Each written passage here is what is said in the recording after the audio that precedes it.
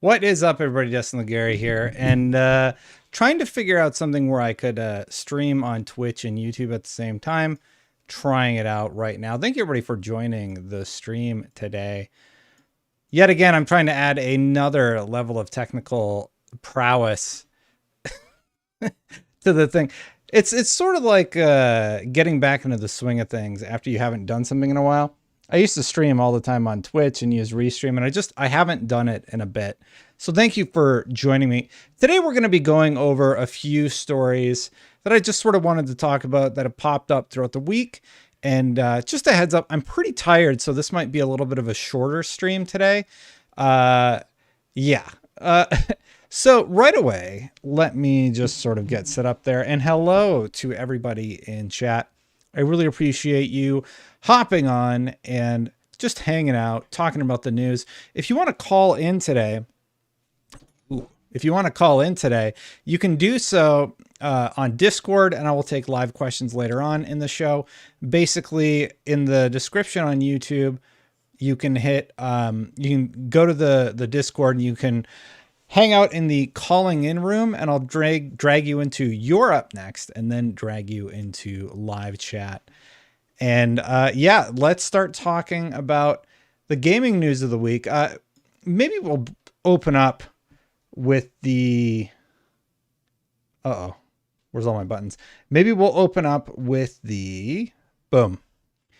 The PS5 breaking Switch sales records, because this is pretty insane. It's pretty monumental that this ever would have happened. And the reason because of that is PlayStation outsold Nintendo. Now that is insane. I remember when I did the story about Xbox outselling PlayStation, I was like, whoa, that's pretty significant. This is like unheard of, something I never expected to happen. But PlayStation 5s, and part of the reason I didn't think this would happen is because of the scarcity of the units, just generally. But it happened. Here it is. PlayStation has somehow managed to outsell Nintendo in September 2021 NPD charts. Now, I'm going to be reading this off of Silicon Era.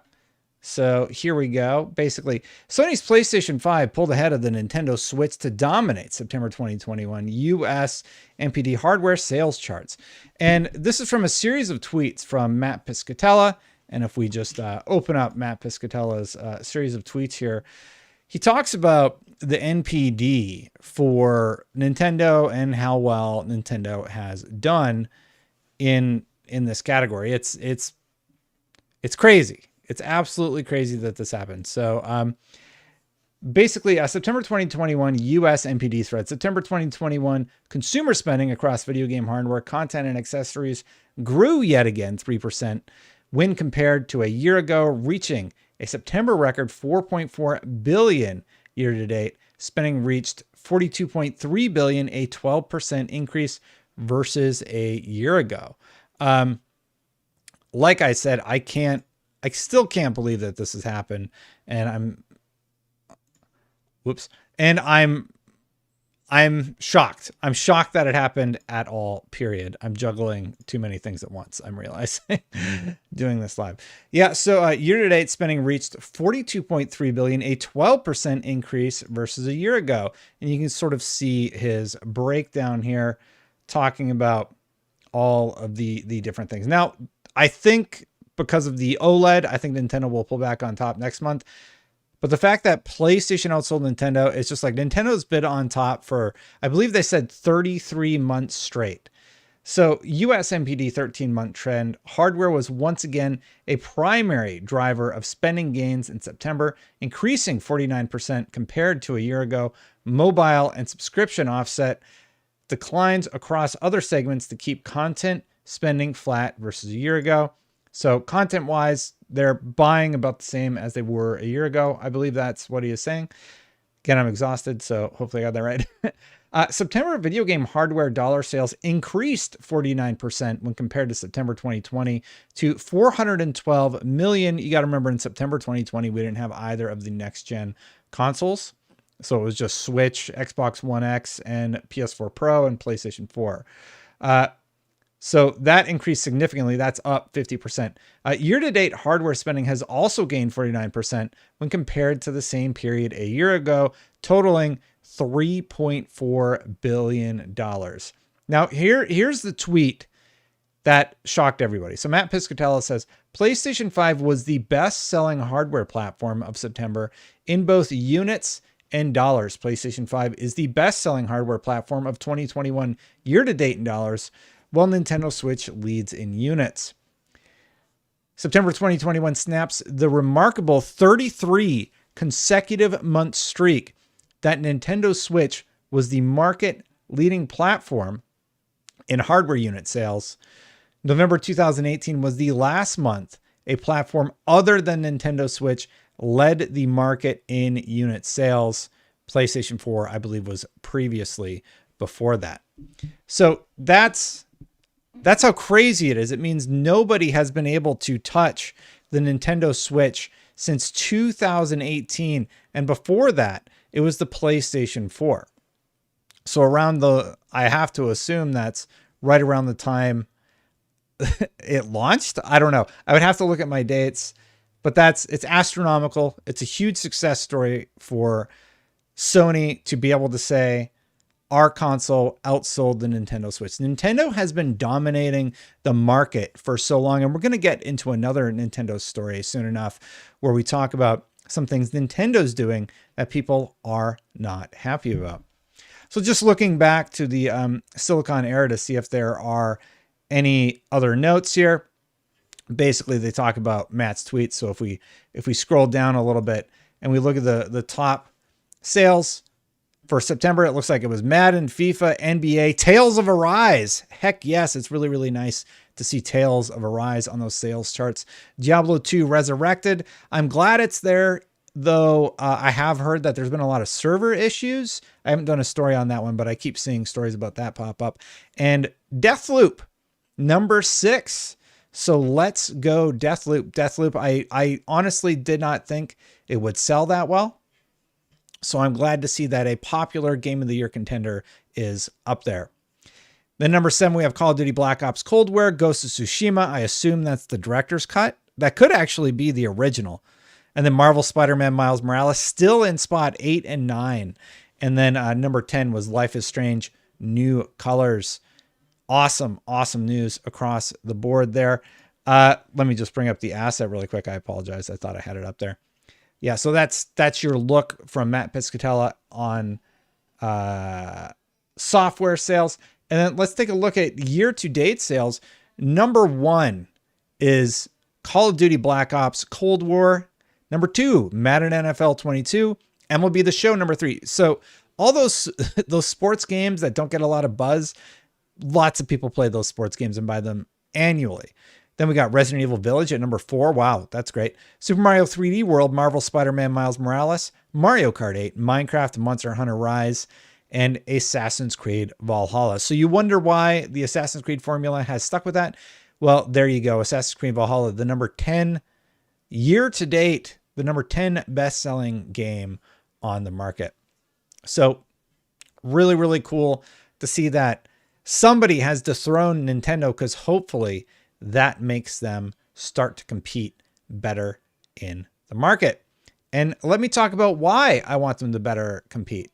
So you might have heard that Nintendo Switch Online's N64 and Sega Genesis expansion pack launches October 25th for $49.99 per year. The expansion pack includes some Animal Crossing thing that I don't play. Sorry, I don't play Animal Crossing. Some Sega Genesis thing and some Nintendo 64 stuff. It is, in my opinion, grossly overpriced. Obviously, it is something that is going to be developed over time, but wow, what a weird situation to be in for Nintendo, because they launched this service and it's just not great. So Nintendo has announced the price and release for the upcoming Nintendo Switch Online. It's $49.99. It adds some Nintendo 64 games. It has some Sega games. There's new paid Animal Crossing New Horizons Happy Home Paradise DLC, and it's $49.99 per year. Or if you have a family membership, $79.99 per year. It launches on October 25th. This is according to The Verge. Those prices are a big jump from the regular Switch Online subscription, which costs $19.99 per year for a single membership, or $34.99 per year for a family subscription. The Nintendo Switch Online plus expansion pack subscription tier offers the same benefits as the standard Switch Online service, etc., etc. So a lot of people have sort of scolded this because of the astronomical price, which includes Animal Crossing DLC. The idea that you actually don't own any of these games, and as far as I know, you cannot ever own any of these games because you have to retain your subscription. Even with a service like PlayStation Now, even with a service like Xbox Game Pass, yes, you can play those games and eventually they will be removed from the service. But if you choose to, you can buy them, and you can buy them at a discount. This is, in my opinion, one of the most insane strategies to come from Nintendo in a while. Nintendo Switch Online is not being well received. I believe there's been an overwhelming amount of negativity about this online because it's something like 100 titles. Like, if you count the streaming titles, you have like 700 or something the last I counted on PlayStation Now. I think like 400 of them you can download and play directly on your console. Over on Xbox, it's like 350 titles for Xbox Game Pass, with some coming and going as you rent them. And the fact that Nintendo has announced, hey, you can rent these games, but there is no way to buy them, and it will cost $50 a year. It's not even about the price of it being $50 a year, although I do think that is expensive. It's about the fact that you can't ever own these properties. I would prefer to own and just play at my leisure. Like, I could buy the 5 Nintendo games that I want to own for the rest of my life, each priced at $10. A lot of these I have already purchased on my Wii U or on my Wii. I think I bought Star Fox. I bought Majora's Mask. I know I bought Legend of Zelda Ocarina of Time, Paper Mario. And there's all of this stuff coming, but why are you charging $50 a year in a subscription format for it? It's really, really odd. And I don't know. I think this is a gross misstep. So Nintendo has had sort of an interesting run of things.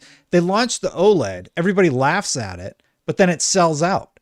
So the OLED isn't quite what we wanted. We wanted a more powerful Switch after all of the rumors of a more powerful Switch. Nintendo had to come out and be like, hey, we're not doing that. Right? So eventually, Nintendo set the record straight, said we're not going to do that, and then moved on with their lives. And now here we go. We have we've wanted these old games, but now it's only available in a subscription service model, and it misses the mark so profoundly for Nintendo. It's just like shock. So you're already paying. Here's the breakdown. You already pay $20 a month for Nintendo Switch Online. If you want Nintendo Switch Online plus the expansion pack, it is now $49.99 per year.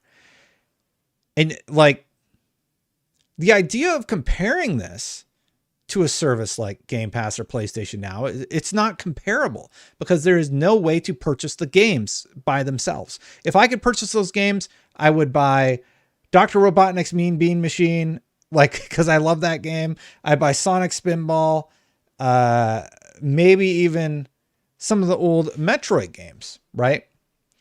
But this is just, well, here, really quick.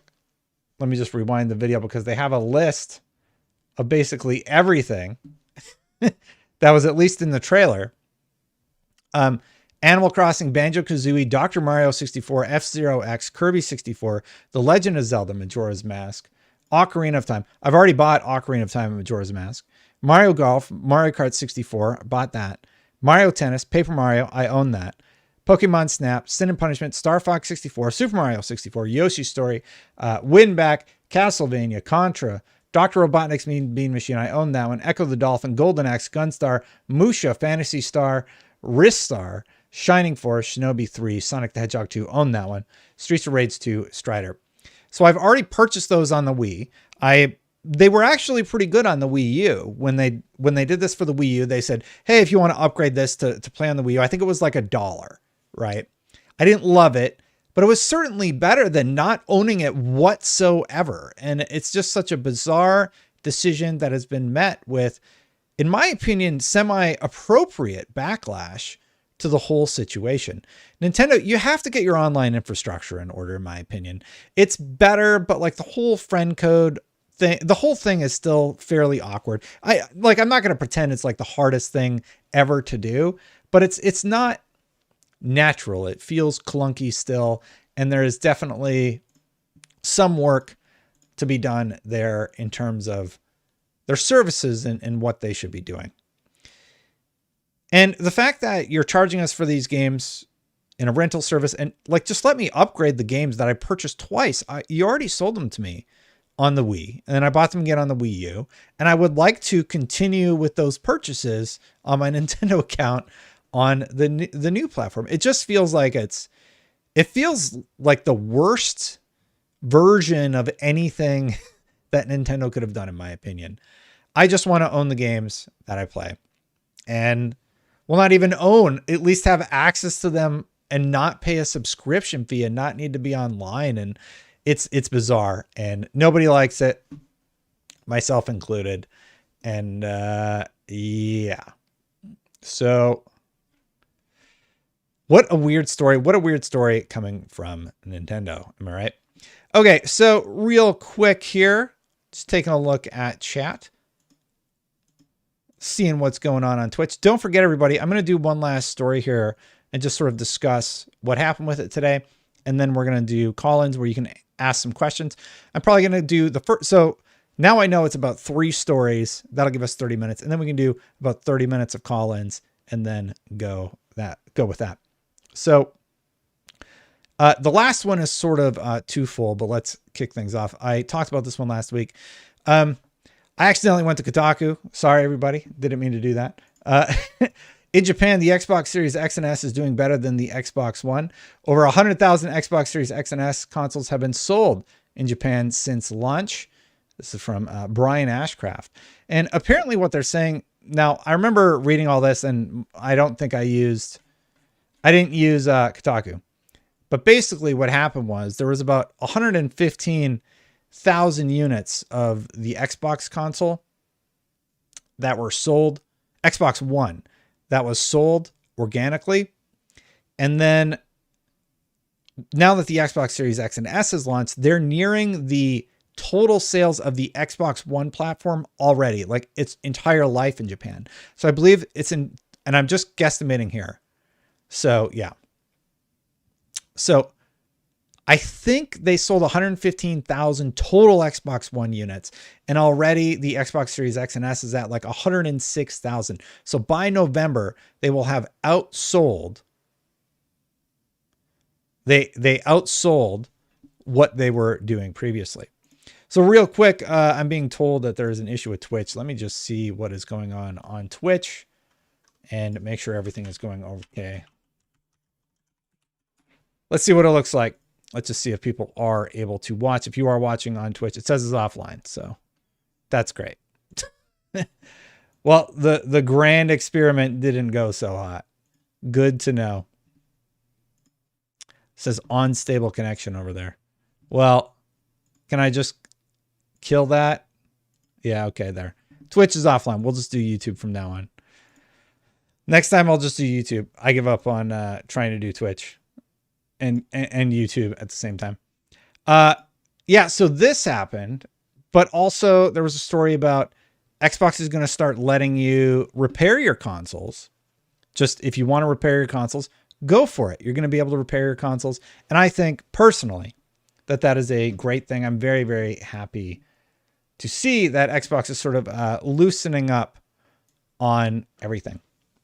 So that's all I had for the main stories. And it is sort of cool to see that Xbox is actually starting to sell well in Japan. It's exciting for me. Now I'm going to go to the live call-in portion of the show where you can call in. You just hop on to Discord and I will talk about whatever you want. I will answer any of your questions. Ari is coming up first. So let's see what is going on. Ari. So Ari, you there? 1 second. Let me make sure Discord audio is coming through. I'm just going to do something here really quick. Set this to that. Boom. Can you talk quick? Okay. There is Ari. Ari, I'm doing great. How are you today? Can you hear me? Yep. Perfect. I can hear you great. Fine, thanks. Okay, so talking about the situation regarding the Nintendo service. Yeah. What I have noticed is that we have a very particular situation because I understand that they can offer and sell their own games. I am wondering, and I don't know, you please correct me if I'm wrong, but I'm wondering if they have some kind of restrictions regarding the Genesis games. Maybe they did not have a good deal with Sega or something. Maybe that's it, I guess. It's interesting that you bring that up because if you actually sign on to your Wii U or your Wii, you can still buy those games no problem. So I don't think it's an issue with the deal or whatever, I think this is Nintendo trying to clumsily create a positive service, but they've just really dropped the ball, in my opinion, with this one. That's an interesting thought, though. Like, I get why you might think that, but the fact that those partnerships are still intact on their previous consoles, it doesn't seem like it would be a deal issue because you can still buy Sega titles on the Wii. I assume the Wii shop is still open, and definitely on the Wii U because I just bought something on the Wii U like the other day. So yeah, how do you feel about it though? Like, where are you located in the world? What part of the world? In Canada. You're in Canada. So, is this enticing to you, the Nintendo thing? Do you have a family? Are you gonna get the family version? Well, I have two boys. Yeah, they're asking me to get a OLED for them. Yeah, right. But for now, they're satisfied with the Xbox. I have a bunch of Xboxes here, man. Yeah, they play in the 360, in the One, and the Series. It's now they are kind of interested because of the new games like Metroid Dread and some other stuff. Yeah, Metroid Dread is awesome, by the way. I have been playing it quite a bit, and I like it. I like it a lot. Oh, cool. But you don't need an OLED. For sure. I am even thinking about the light one, to be honest with you. But, somebody told me that the light one might be sort of finicky for some of the stuff they do in the game. I don't know what those things are because really? I've been playing on an OLED, mostly docked, but I played today for a few hours or like an hour or two on docked, and it's actually great. Like it does really have a crisp screen, but mostly I just bought it because I feel like sort of it's necessary for work, not because I particularly wanted the OLED. I could get it. It's like right here. Cool. Yeah, let me just show everybody on chat really quick comparison of the two units. So I'm going to go full screen on me. So this is the old one and this is the new one. And as you can see, I'm in the middle of Metroid Dread on the new one. So we'll just go to the home screen, try and pop it on here. It's hard to do this, by the way.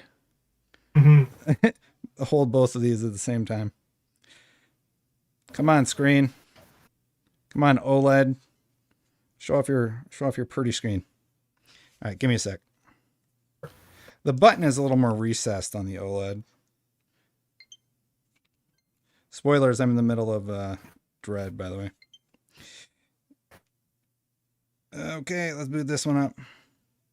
And then if we're just sitting on the home screen, I don't know if you can tell. Well, yeah, you can even tell just on my camera here. I mean, it is a DSLR, but I don't know if you can tell in chat but it is significantly brighter. The screen size is definitely bigger. Yeah, we can see Like that. you can see that quite clearly between the two. I apologize for doing this. So like, I didn't plan on doing this. So yeah. And yeah, so significantly more screen space, and obviously the controller layout, it's exactly the same. So if you want a little bit bigger screen, and the battery life has been great, honestly. Yeah, I how played long? it. I didn't play it till it died. It only went down to like 86%, and I played the majority of the day because there was Oh, somebody working on the air conditioner unit here. And then yeah. So there, that's sort of a look at OLED. Oh my goodness, why won't they? That's sort of a look at OLED versus the base one, and there oh it yeah, is. no. If you're thinking on buying one If you right can get it. now, maybe it's a good idea to get Mhm. the OLED for sure, unless you get a nice deal with a used one. Yeah. Yeah, that's true. So, some small weird things. Sorry, you kind of got me on the OLED here a little bit. And if you want to call in, by the way, Discord is in the description. You just got to click the link and you can hop in, calling in, and I will drag you down the chat.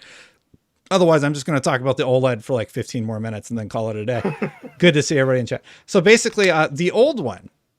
So this is like a launch model. I got this day one at Target. I waited, like it was just there, and I'm like, all right, I guess I'm getting a Switch. It has the expansion slot there, and of course the controllers pop off on the sides. So the OLED model, but everything's the same, obviously, except it's white. The back kickstand though, it's the whole thing.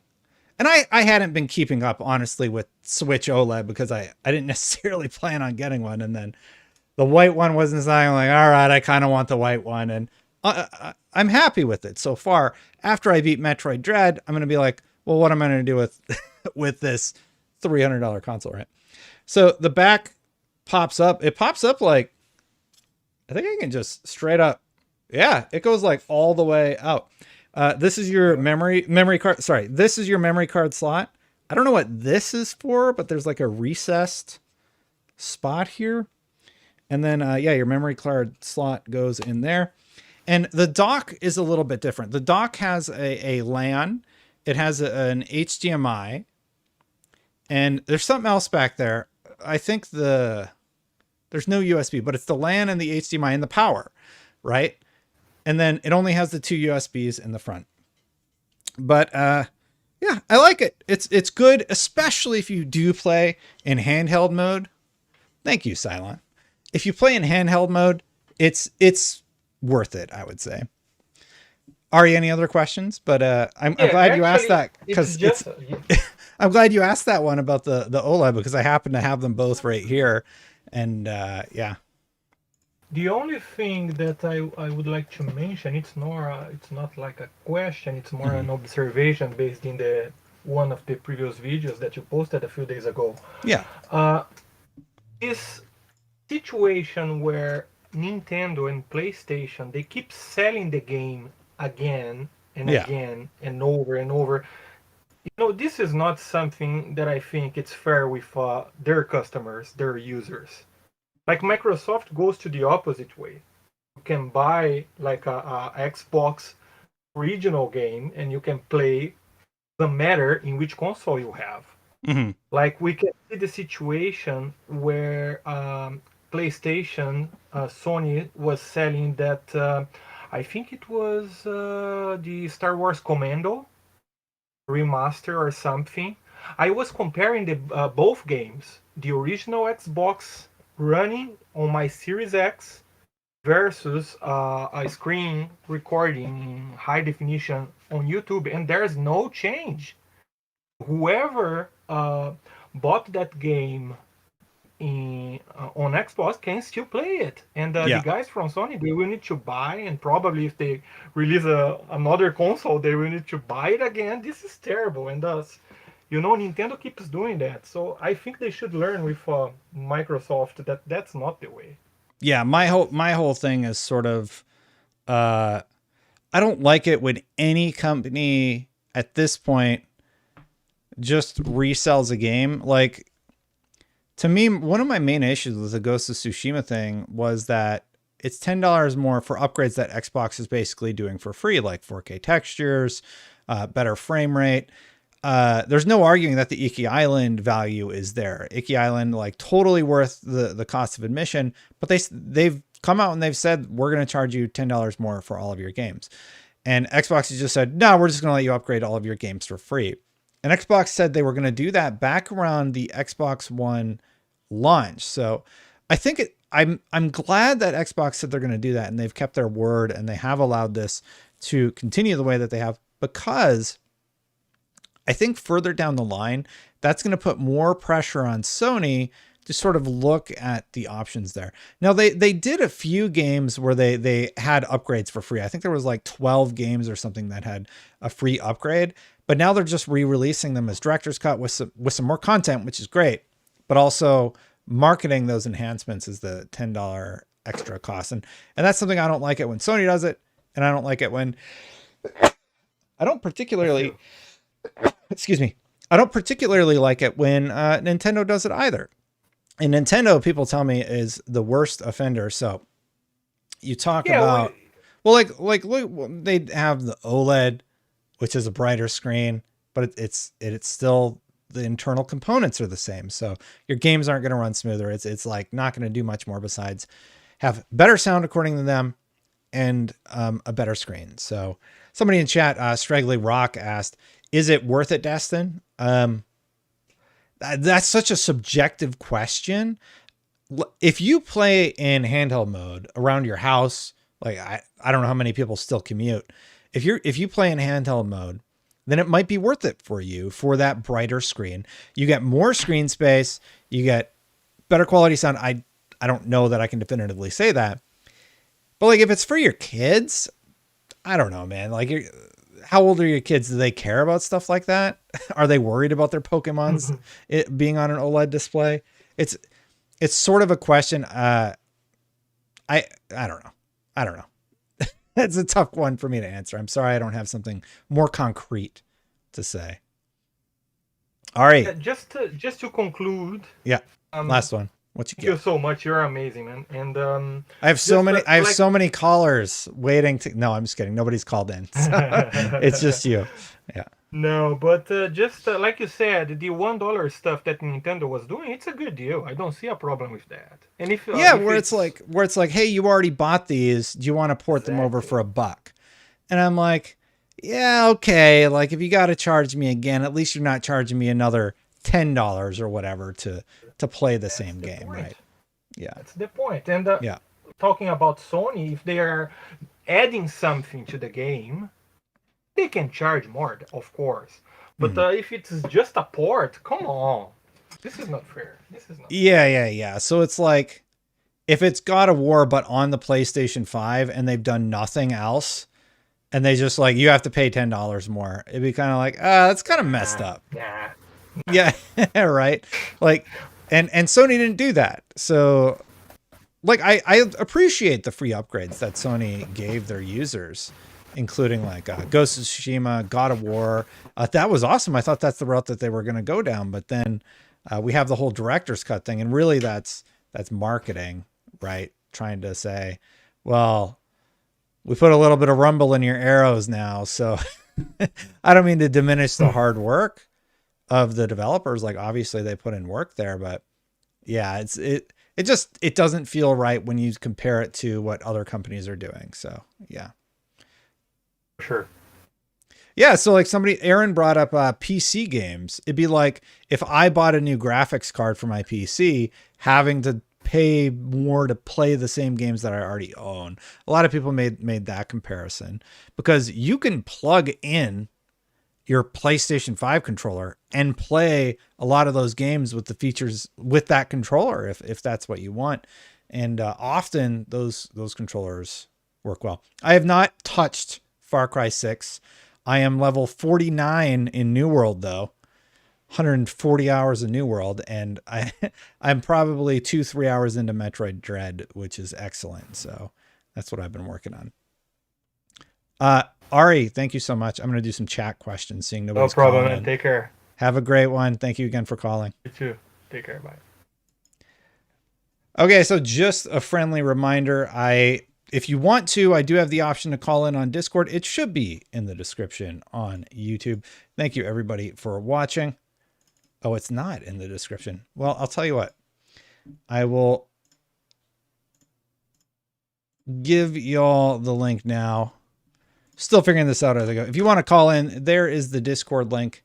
It should be posting now. I don't know what's going on with Restream. I'll never use it again until I figured it out.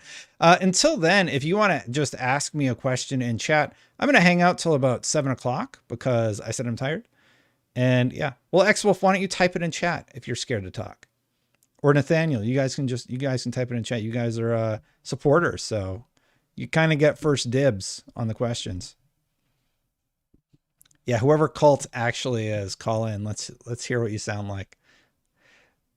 Let's hear what the person who went out of his way to make a parody account of Colt Eastwood, I don't know, not like a huge, like he does good content, but I wouldn't say he's a huge YouTuber.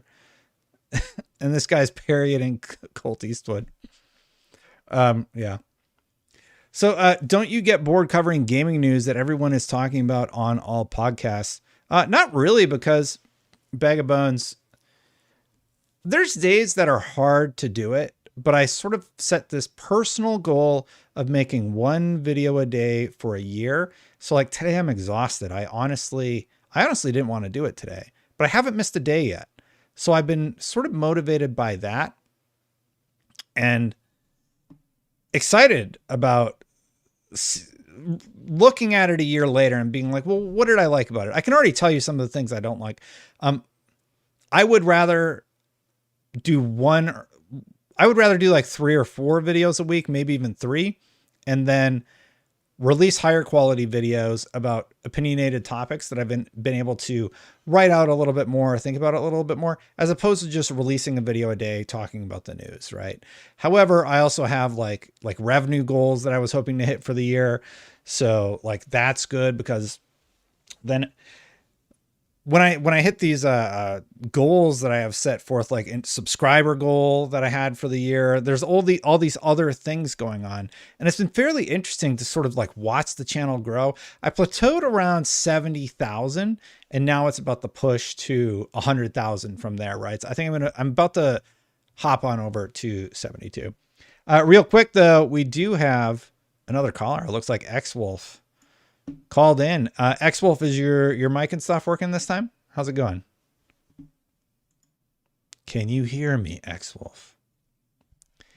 Well, Xwolf gets his stuff set up. We can take questions for chat. Darmy713 said, Xbox for the win. If Stream Deck allows Microsoft Store, keep your games and play anywhere. Microsoft is just the most consumer friendly brand right now. I do agree with that, Darmy. I've been actually really admiring what Xbox has done lately in terms of their services and everything. And it's been really, really exciting to see just how many people like the service and like Game Pass and everything. And yeah, it's been cool. And I do think they are pretty pro-consumer. Xwolf, I'm dropping you into the chat, so if your mic works, great. If it doesn't, don't worry about it. I'll let him figure it out for a little bit.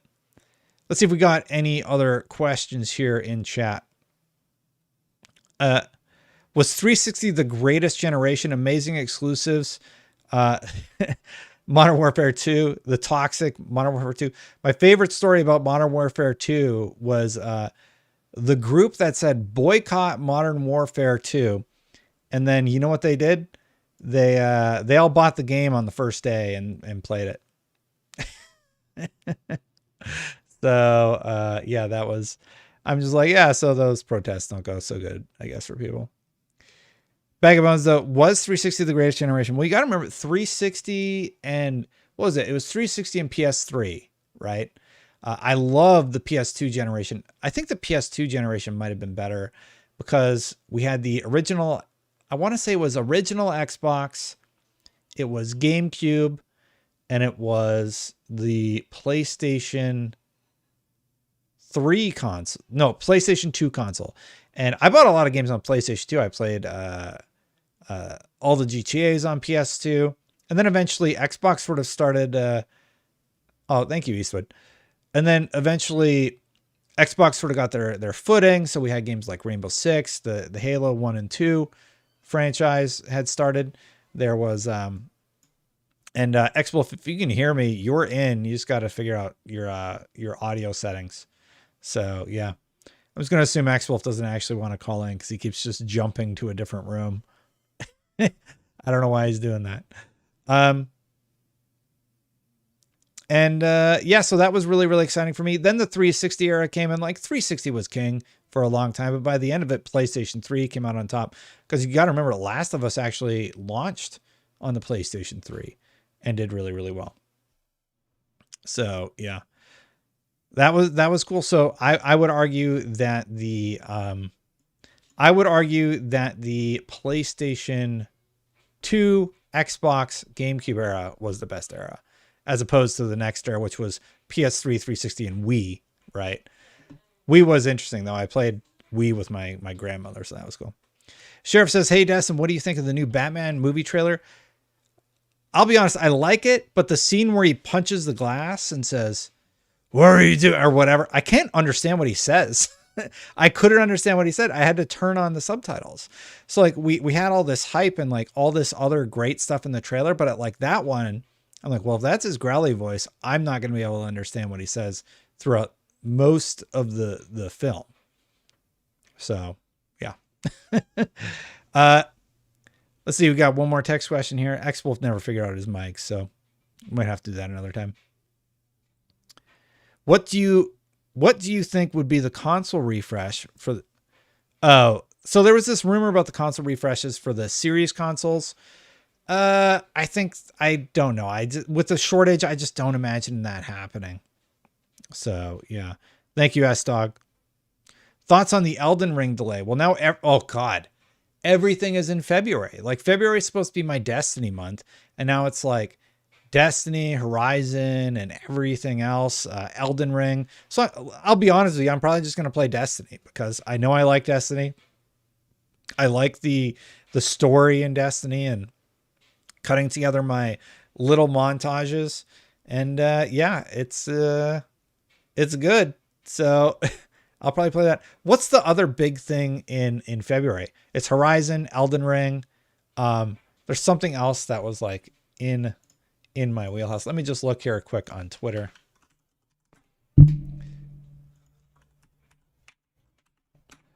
February. There's a Discord link one more time, if you want to call in. I don't care about Dying Light 2. I do and I don't, you know. Like, it's interesting, but I'm also not like bending over backwards to play one. Oh, Saints Row's done against those titles. I can't find the list. If somebody can find the list.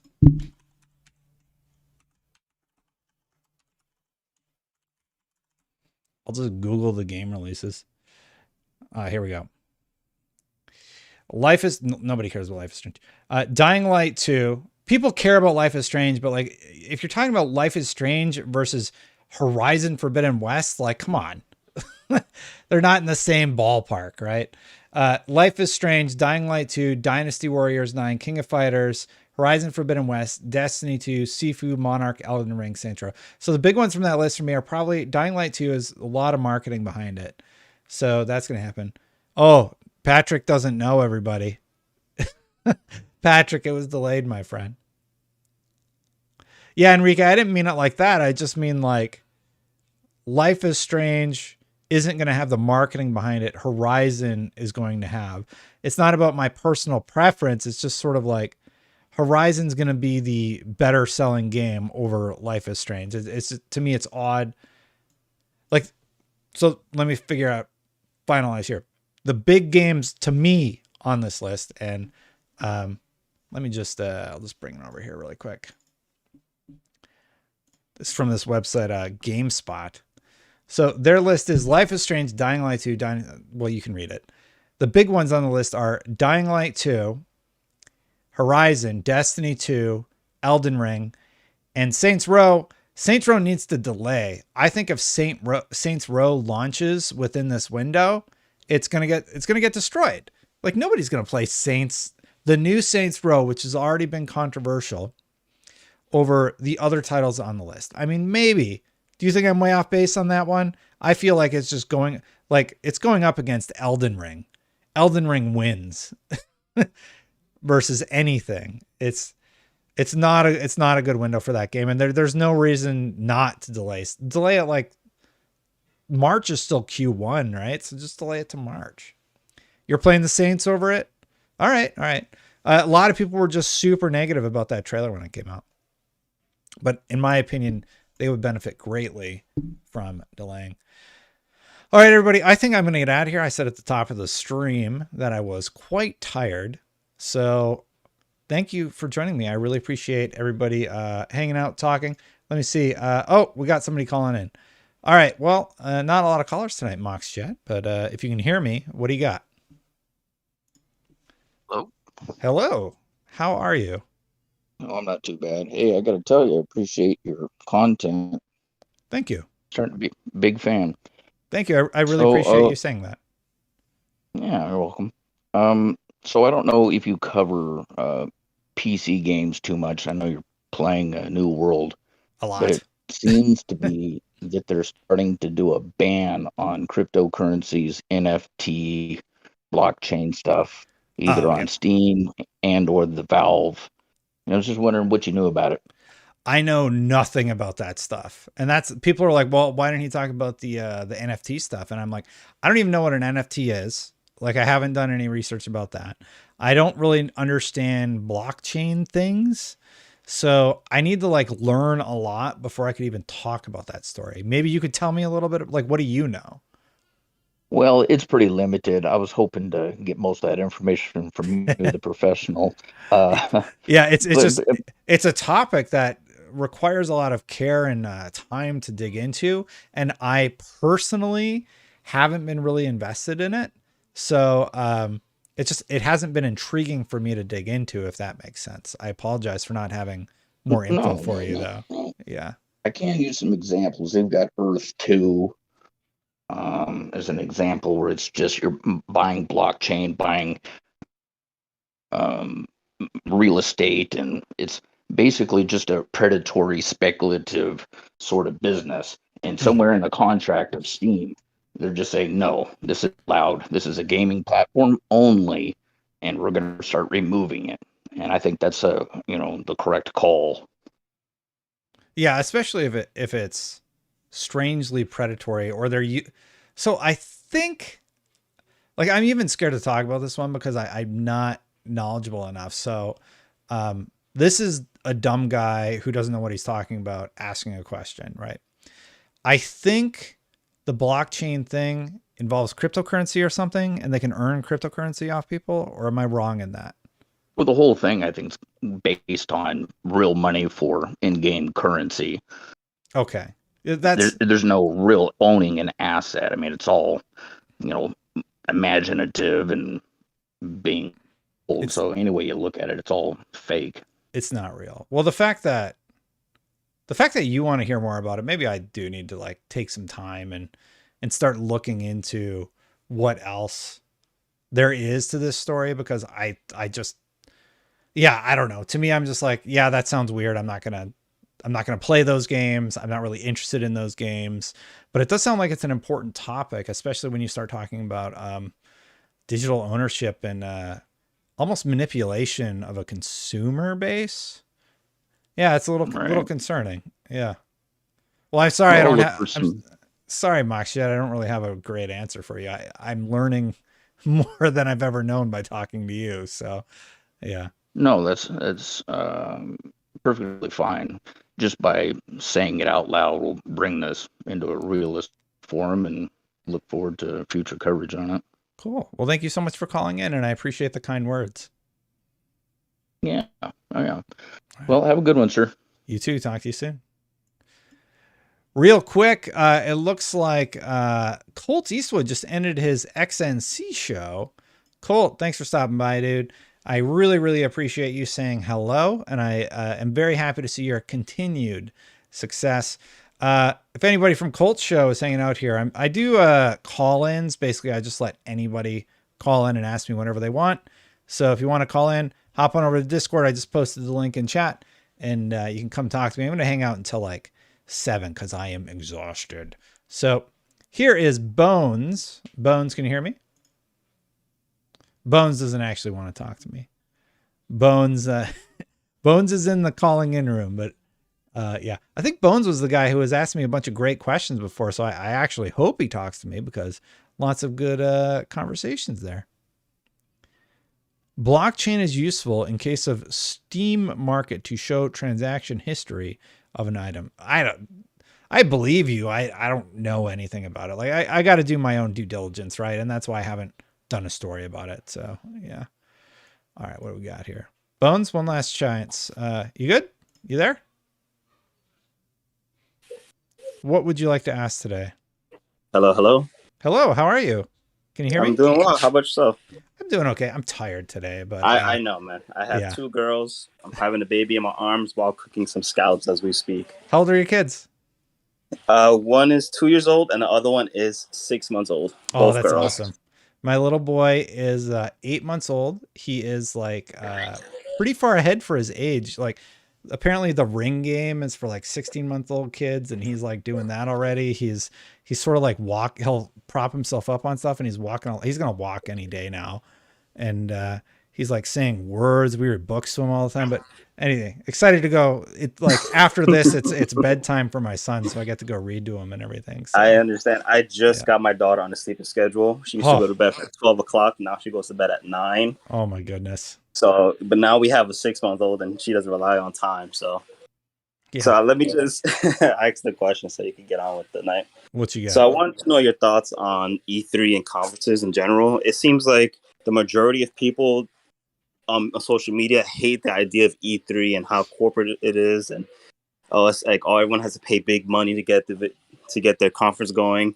But now with E3 and them gone, well, maybe slowly coming back, we had that year of just constant. This company's doing a conference. This company's doing a live stream. Yeah. Do you feel as though it's a comeback of the original way it used to be, and people are going to miss it? Like, will conferences ever come back is your question, right? Like, do you think people are just tired of this? Company A is doing a live stream. Company B is doing a live stream. Before, it used to be everyone just come to E3, enjoy your weekend, play some demos. Do you think that time is coming back, hopefully next year? Or do you think, nope, this is it. Every company's having a live stream now. Everyone put it on your calendars for 6 months. They're all going to have company live streams. What do you think? So-and-so. Yeah. So I sort of have two answers to your question. The first one is like my personal opinion, and then there's like in terms of the industry. So in my opinion, the industry benefits from having E3. It is a one big show where everybody can kind of plant their flag in the ground and talk about whatever they're going to talk about. Big presentations. It gives us all something to rally behind. Same with Gamescom, and but TGS has like really waned in the last like 5 years. It seems like it gets smaller and smaller. So really, it's just E3 and Gamescom that were the big shows. And let's be honest, E3 is where it was at, and sometimes there was stuff at Gamescom. I remember when Scorpio was announced at Gamescom, and I pre-ordered it like right away. So yeah, so all that happened. But then my personal opinion, now that I've been to E3 and I've done the E3 thing, I would never recommend that anybody goes to E3 for an event experience. It's really even a first timer who's dreamed of going to E3. Like I think you'll be disappointed. You're gonna wait in line. Basically, you're gonna see like 2-3 things in your day. You're going to spend too much on crappy cafeteria food. You're not going to be able to see a lot of the coolest stuff. Like you don't really get to go to the conferences unless you're like. Was it always like that? It's usually like that. Yeah. Like Sony doesn't typically let in like just random people. It's like all press and industry people back there. They loosen it up a little bit. So like for the average person, most of the really cool stuff happens before E3 happens. And most of the things that you read about that are exciting, those are all behind closed doors that you have to have appointments for weeks in advance. So as a person, if you're just going in, I've seen the lines. They're insane just to be able to play like I remember Gears of War was like playable or something, insane line. There weren't very long lines for like Battletoads, but it doesn't seem like it's a positive experience for a fan to go to. Gamescom now has always been open to the public, and have you ever seen photos of the floor at Gamescom? Yes. It's insane. And like, I don't want to go out on the public days, and I'm Press. Like, Press has like a back area at Gamescom where you're able to just go and you can kind of just see your things in a separate area from the public area. But every once in a while, there's a thing in the public area show floor, and it's awful. Wow. Like, unless some people are really into that. For me, like, I like a little bit of personal space at my industry events. Right. But like there, it's like you're like this going through the halls trying to get into your thing, and that's not particularly fun for me. And I think for most people, it's not fun. So do I hope the conferences come back was more of your question, though. I think they are important for the industry, but personally, they're not super fun to work. I'm weird. I like working E3, but I'm sort of spoiled in the access that you're Right, I able to understand. get. Yeah, And like you've seen it all already. You're done with it. No. It's not even about that. It's like, I see what it would be like for a consumer to be there, and it seems like it would be terrible. Like, it doesn't seem fun at all. Waiting in line 2 hours to play a 10-minute demo of a game. Right. Know? So for me, I'm just like, that doesn't seem very fun. And then Gamescom just seems like super overcrowded and everything. So my personal take is like, go do it if you want, but the whole streaming thing, getting able to chill at your home, look forward to multiple streams throughout the year. I mean, would you rather have one big Christmas day to look forward to, or like a bunch of little holiday, little presents throughout the year, right? And that's sort of what we're getting right now. So I think there's positives. There's positives to both. Yeah, I definitely agree. It's to each his own in that situation. That's something you want to experience in the past, but now it's like, okay, now maybe a little bit overrated. Yeah, and I hope it didn't crush like anybody's dreams about going to a conference. It's just more like, hey, if I set your expectations super low and you go and you have a good time, I think that's better than setting your expectations. Oh, it's so amazing to go. Like, you're not going to get to go to the conferences. Like, you think if you show up on the Sunday, or I don't even know when they happen. They happen like before E3 happens. So they happen like Sunday, Monday, right? If you just show up, they're going to be like, no, you can't get in. Go home. Like you have to have have signed up with PR or have like a special access or something. With E3, you can go in and you can play a bunch of indie games that probably won't have too long of lines and get to check out some stuff. But yeah, like the super popular stuff, you're going to be waiting hours to experience them. So I bet when the new Mario game was Odyssey was. Oh, Nintendo's booth is the line. Yeah. They will cut off the line. They'll just say, you didn't make the line, you're not going to get to play today. You will have to wait all day to play one Nintendo game. Right? Right. Like that's to give you an idea of how bad those lines get. They will cut off the line and they will literally just say like, hey, sorry. So what was the longest you waited in the line? I don't wait in line because I'm Press. Like, I'm very spoiled. You never have. Oh. Well, I probably waited in line for a consumer thing, but usually I can just go up to PR and be like, hey, I've had to shoot off screen when I started, right? Like a decade ago, we would shoot off screen. So I'd be like, hey, I was told by PR to come here and just like, can I get the off screen footage that I need to publish on IGN? And they're like, sure. And they let me shoot the off screen. And shooting off screen sucks, by the way. You like set up your camera on your tripod. People will walk in front of it. They'll bump into it. You got to take the mic and you like put it in your ear. Like there's all these, like, it's kind of cool to talk about it because it's like behind the scenes stuff most people do not care about at all. But if you want to know what it's actually like, it's tricky. But the reward for me, and I don't mean to talk your ear off, Bones. The reward for me is always like being able to bring that content to the community and see the views, see people get excited about it. Like I remember I did the Order 1866. I was allowed to do off screen of it or whatever at Gamescom. I asked PR, I asked the demo person, like I asked so many people if I could do that. We shot it, we posted it, and in my mind, it was all good. It was all good, and whatever. And everybody just hated me for, they said I purposefully played the game bad or something, and I'm like, no, the game, and as we all know now, the game was kind of just a little bad. But yeah, so I have one quick question, and then I'm out. All right. So I was listening to, I think, like 2 latest episodes of the Xbox Unlocked podcast, Mhm. and Miranda made a comment that she was going to review the Halo game, but then on the 2 latest episode, I can't remember her name, the Stella. Stella. Yeah, she said that she was reviewing Halo also. So I'm like, I just wanted to make sure, because she made a comment that she's not really. Yeah. That's Stella's doing the multiplayer. Miranda's doing the campaign. Was that a choice between, hey, you do this and I do that, or was it? No, we've been doing that for like 5 years. Like Call of Duty, Okay, we review, we'll review multiplayer and campaign separate. Okay. Just that way we can say, because like those games sort of ended up becoming, and this wasn't a decision I made. This is a decision that our reviews editor, Dan Stapleton, made. Those games, like, people usually want to know one or the other and how good it is, right? So that's why I think he started doing both. Okay. Because we keep getting questions like, oh, you gave it a 7, but multiplayer is a 10. Right. So, yeah. And now look at Halo Infinite. They're releasing it separate. Yeah.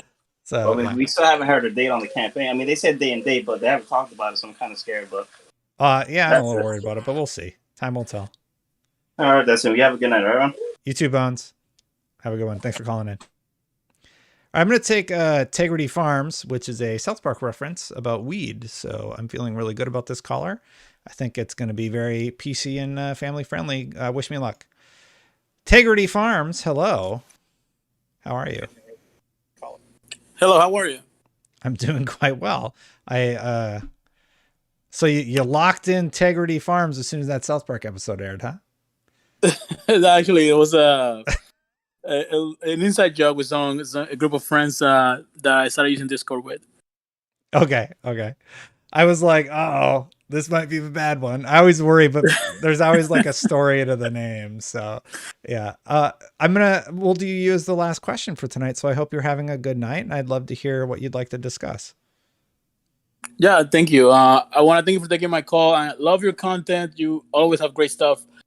My question is about the Order 1886. So that's my little puppy. I played it at Gamescom one time. Yes, Yeah. but it's perfect. It's perfect. Do you feel, or do you think that the game should get another shot? Oh, well, personally, I'm like all about like new ideas. So, even if Order 1866 didn't get it right at launch or whatever, sure.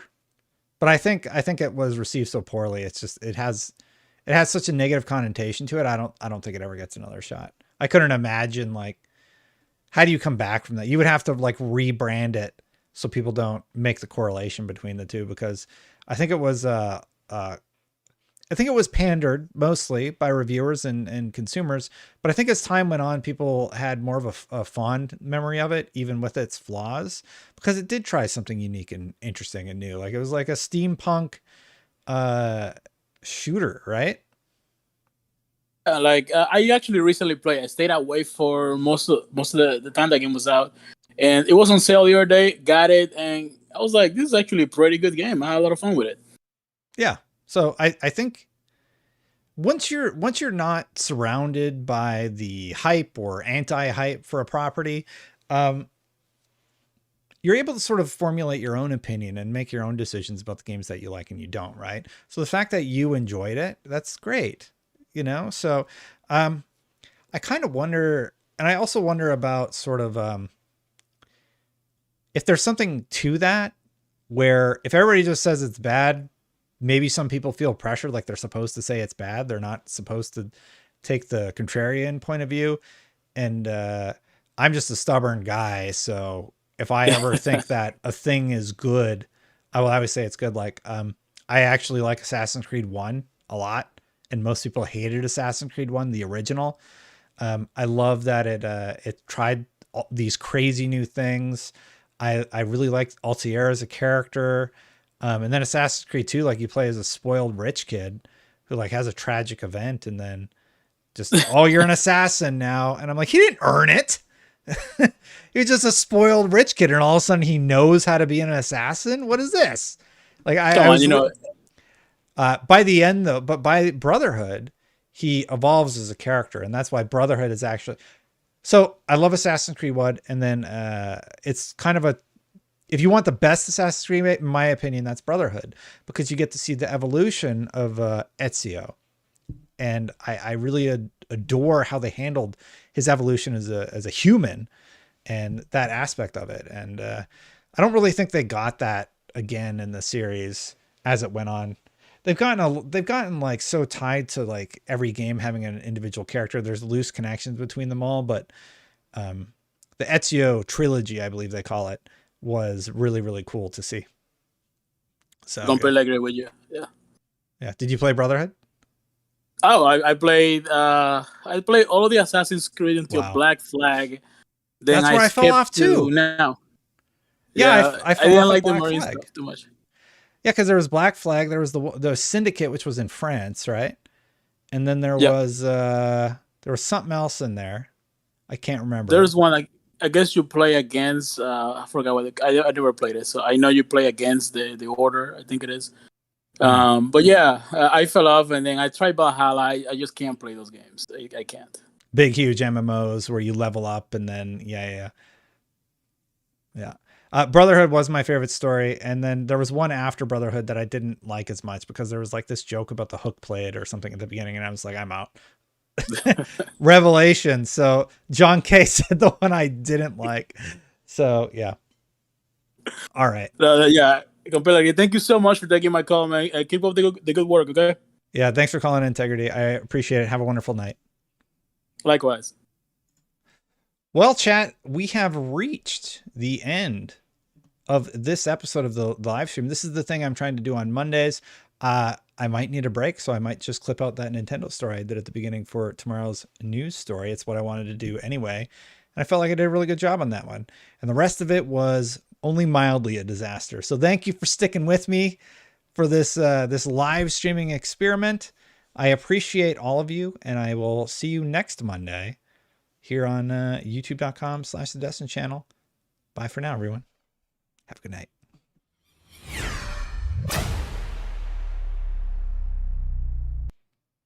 Colt did not call, so good night.